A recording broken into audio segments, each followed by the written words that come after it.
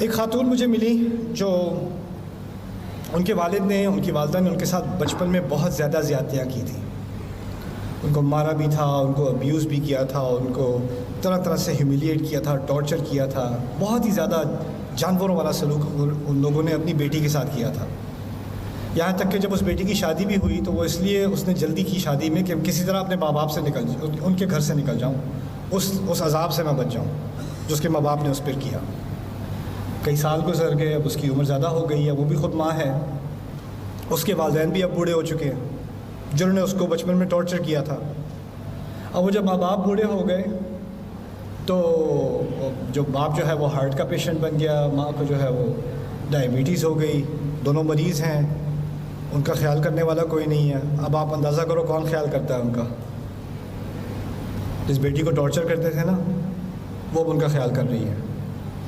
وہ میرے پاس آئی، اس نے مجھے کہا ان کی خدمت کرتے ہوئے میرے دل کے اندر اتنی تکلیف ہوتی ہے، مجھ سے رہا نہیں جاتا.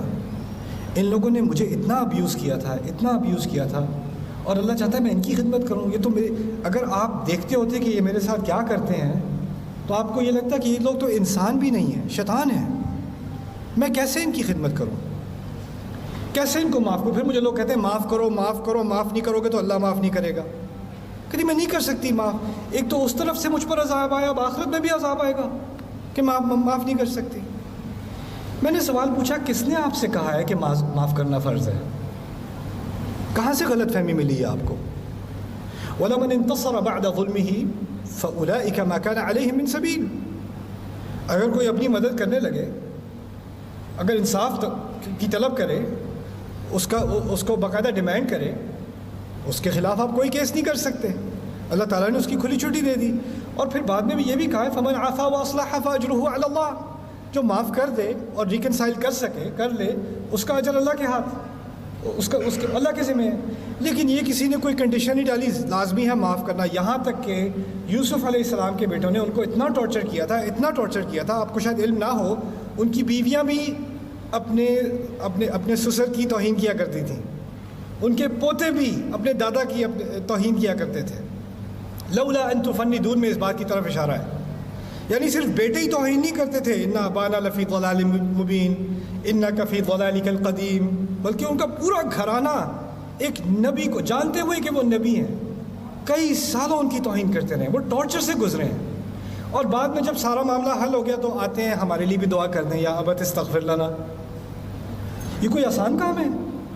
یہاں تک کہ نبی کے لیے بھی آسان نہیں ہے. اس نبی نے بھی کہہ دیا، یہ نہیں کہا اجل یا ای یا نعم، کہا سوف استغفر لکم ربی، کروں گا ذرا بعد میں، ابھی نہیں، ابھی دل تیار نہیں ہے. اب وہ معافی مانگنے آ بھی رہے ہیں لیکن ابھی دل تیار نہیں ہے. اس چیز کو بھی اللہ تعالیٰ نے اکنالج کیا ہے، اللہ تعالیٰ نے انسان کی تکلیف کو اکنالج کیا ہے. تو اگر آپ کے دل میں ایک سختی آ گئی ہے نا، تو ایک طرح سے تو آپ انسان ہو، آنی تو تھی. جس کے ساتھ سختی کی گئی ہو اس کے دل میں سختی تو آئے گی. اللہ تعالیٰ نے ہمیں انسان ہی بنایا آخر کار.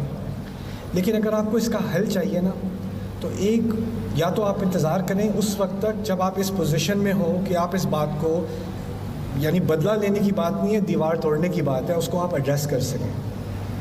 جیسے اس عورت نے کہا کہ میں اپنے ماں باپ کو معاف کرنا چاہتی ہوں، میں کر نہیں سکتی.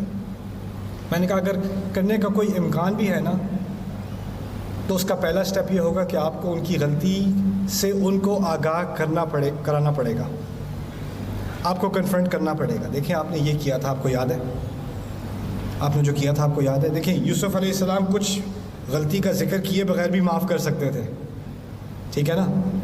لیکن جب انہوں نے کہا ہے نا هل علمتم ما فعلتم بيوسف واخيه، کیا جانتے ہو کیا کیا تھا تم نے یوسف اور اس کے بھائی کے ساتھ؟ اذ انتم جاہلون، جب تم اپنے ہی جذبات میں گم تھے.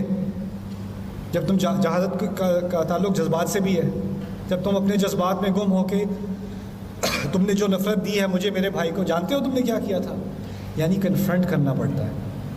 اگر کنفرنٹ نہیں کرو گے تو وہ دیوار نہیں ٹوٹے گی. اور ہو سکتا ہے اس دیوار ٹوٹنے کے بعد پھر امکان ہوتا ہے، ہو سکتا ہے کہ میں معاف کر سکوں، لیکن جب تک وہ نہیں ہوگا نا تو معافی جو ہے وہ بھی آرٹیفیشل ہوتی ہے. اس طرح ہم لوگ، بچوں کی لڑائی ہوتی ہے تو کہتے ہیں چلو گلے لگو، ہاتھ ملاؤ،